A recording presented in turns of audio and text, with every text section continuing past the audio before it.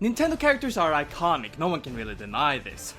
Everyone and their mothers know Mario. Any gamer worth their salt understands who Link is in the Zelda games.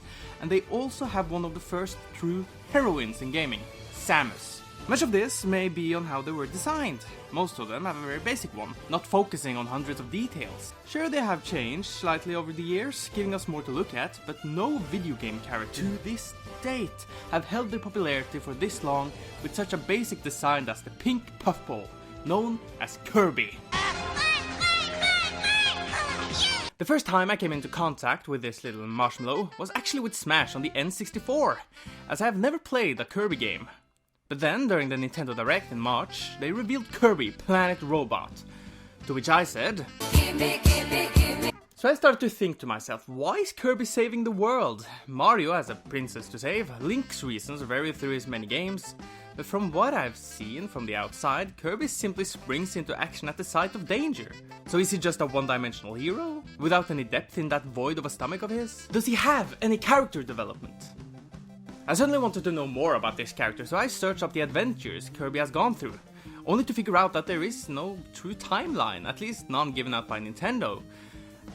And to that I say, NEVER! The best way for me to follow Kirby's adventure is to look at his relationship with a monarch called DDD, because most of the time when we see these two characters with each other, they seem hostile. Yet in Kirby Return to Dreamland's intro, they seem friendly enough. So through my research, I will focus on these games. So let's begin where it all began, all the way back to 1992 with Kirby's Dreamland. The game got a remaster in '96 as a sub-game in Kirby Superstar called Spring Breeze. In the description it says that someone, this being King DDD, has stolen all the food in Dreamland for himself. And what is the first thing that Kirby does? Run to the castle to beat the living Waddle Dee out of the Sovereign in an arena watched by a huge crowd. And after defeating the selfish penguin, Kirby grows massive and flies the castle over Dreamland, raining the stolen food to its denizens. So a regular, really cute hero. This can't be all to his character, right? This is the first game, at least a remake of it, so we need to understand that back in these old days, every hero was just saving the day without much to them. So let's continue on to Kirby's Adventure, which came out in '93. This also got a remake in 2002 called Kirby's Nightmare in Dreamland. This game actually does have a story, though only told through its ending and its instruction manual, where it goes like this. One day, a young Dreamlander named Kirby awoke from his after-lunch nap feeling terrible.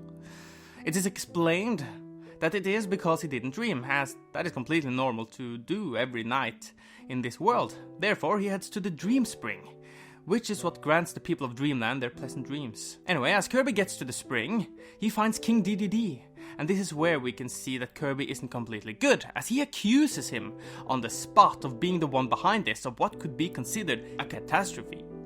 Not giving the king time to explain his actions, he demands to know where the Star Rod is, which is what created the spring in the first place. The monarch mentions, nonchalantly, that he split it into several parts, giving them to his friends. This is enough for Kirby to go and collect every piece, to return it to where it's supposed to be, like a hero! Only for everything to get worse than it already was. When Kirby returns to the Well of Dreams, seeing the big blue still there, he goes straight for the attack, trying to get the final piece from the king himself, and he wins. When the magical rod returns to its original form, Kirby walks towards the pedestal for the item.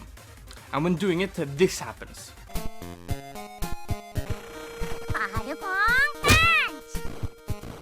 He is so cute.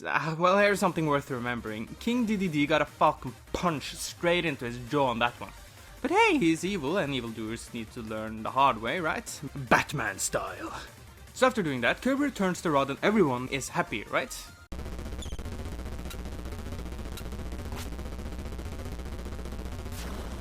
Okay, so Kirby is actually the one who screws up in this game. Yeah, he's the one who almost got Dreamland taken over by the evil being known as Nightmare. After beating him, the ending text states that DDD actually stopped Nightmare by hiding the Star Rod from him, and that the monarch never wanted any harm done to the Dreamlanders. Yet Kirby wouldn't listen to him, because during this time, Kirby seemed to live with a rule. Never forget, never forgive. DDD did help Kirby get to Nightmare, making the pink puffball give him a small wave as the ending text scrolls by. But this didn't make them friends, which we can see by the next part of their story. Kirby 64, the Crystal Shards. Now, I won't talk too much about this game, as there really isn't much to go into here. I suppose it's worth mentioning that every game has started with Kirby chilling by himself, which this game as well does. Having him relaxing by himself until Ribbon, a fairy from the planet Triple Star, comes crashing down into him.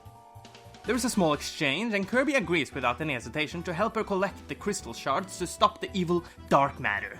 One of these shards happened to fall into King Dedede's castle, and when Kirby and Co arrives, the king teases Kirby by not giving him the crystal shards, clearly wanting to make the little guy's job harder, as the king still holds a grudge against the little ball of cuteness. However, the shard takes control over the penguin, turning him bigger and making him fight against his will. Interesting and all, but what is worth to note here is how Kirby reacts to all of this. 1. He seems completely uncaring of what is happening to the monarch, looking more surprised than worried. 2. When he is victorious, he doesn't even make sure that he is okay. Pure dislike of the character right there. And even with the cold demeanor directed towards him, what does Dedede do? He helps unwillingly Kirby to save the world, because as we could see in the last game, he does care about its safety, showing us that he is willing to go through a difficult time in his life for others. But even this is not enough for Kirby to forgive the once selfish king.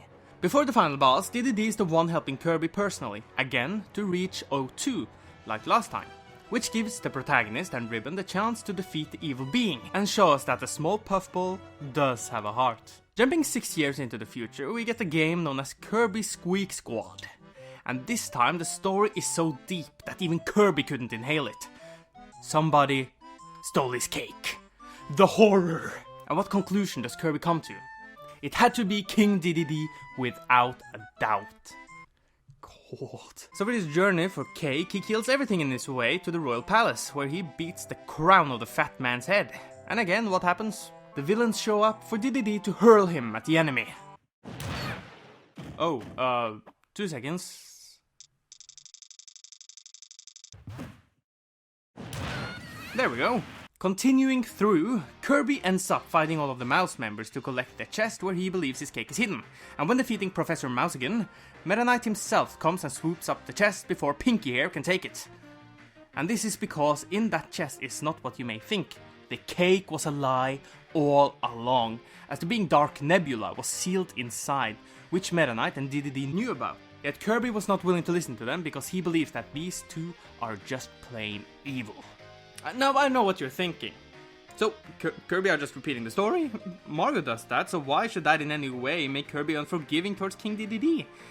As we can see, there is no continuation of the story we've gone through. The only thing we can see is that Kirby keeps blaming the big penguin, and he doesn't seem interested himself in what happens between them. Well, in 2008, a DS game came out, Kirby Superstars Ultra, which held a minigame called Revenge of the King. Epic. The description sums up the story pretty nicely. King Dedede wants a grudge match against his nemesis for what he did against him during their first encounter. There is no threat against Dreamland now, no robbing of food or hidden enemy. It is simply the greatest gladiator match in the history of the world.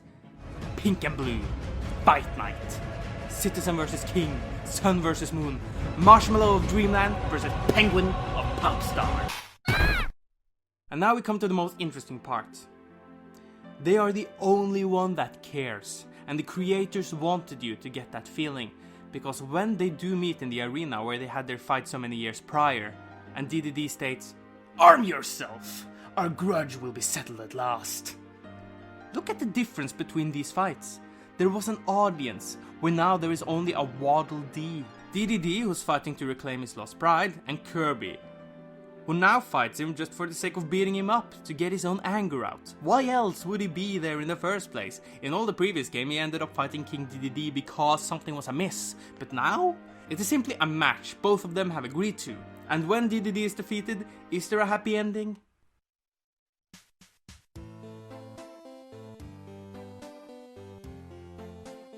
No, it is a sad one, showing the king crestfallen, walking back to his castle, no one capable of cheering him up. But from something ugly, something beautiful blooms forth. Two enemies now settle their grudge against each other, actually trying to befriend one another, standing together now willingly as something wrong is happening to Dreamland. And this leads to the final game I will talk about. Kirby Triple Deluxe for the 3DS. At the beginning of the game we can see Kirby enjoying the peace in Dreamland, not a worry in life to focus on. but as he sleeps, a magical floral stalk from the world Floralia, known as the Dream Stalk, lifts his house up into the sky. And when waking up and realizing what is happening, what is the first thing that he does?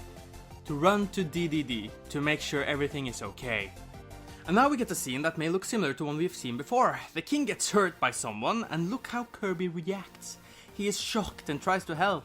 Back in the 64 game he didn't care at all, but now we have a game where the main motivation is to save his friend, and for the first time in all of the Kirby games we have a boss fight against King DDD that none of them wants, as he is controlled by someone else as a puppet. And when defeated, Kirby shows happiness in a level not shown before around his chubby friend. This time standing together against an evil like never before, and when Kirby and the evil queen Sectonia stares each other down, he makes one thing clear: never mess with his friends.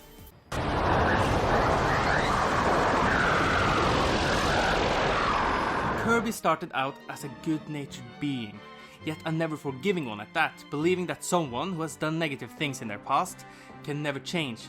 But now, he understands that some people can return to the light.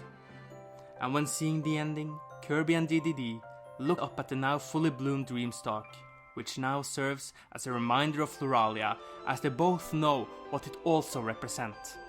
A hard-earned friendship between those who couldn't forgive one another. And that is the mind of Kirby.